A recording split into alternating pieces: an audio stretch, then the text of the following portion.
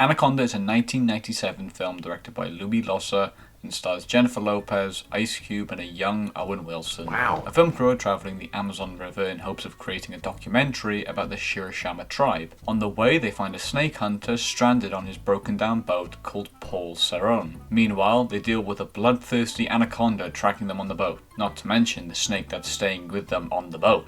No, that can't be a spoiler if they make it obvious immediately.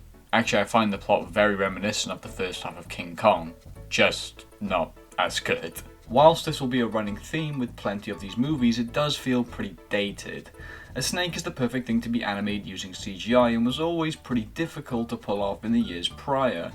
Usually it would just end up looking like Reptilicus. But CGI makes it far easier to have a giant snake do things like wrapping itself around people, regurgitating, and leaping like an athlete. It's also much easier to animate compared to other animals because of having no limbs and just kind of being one long bone. Despite that, there's some pretty cool practical effects throughout most of the film, and CGI is only used when necessary. The characters are all very one-note slasher type characters. The only thing that sticks out about most of them is the star power of the people playing them.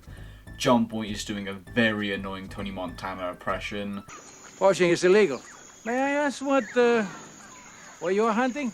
Owen Wilson is trying his very best with what he is given, and Ice Cube looks like he's enjoying himself at the very least.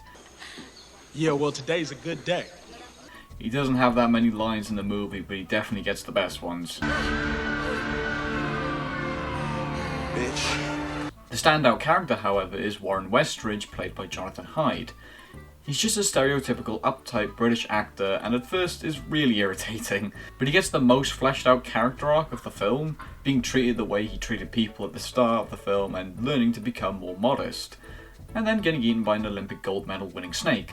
You were always too good for this movie, John. The climax of this film feels like it goes on far too long.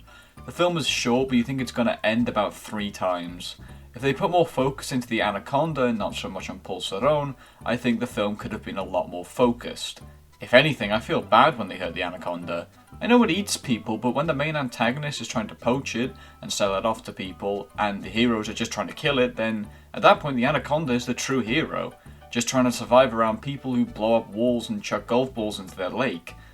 Yeah, shame on you, John. Honestly, my favourite parts of this film are the ones on the boat where we watch the boat crew in their downtime.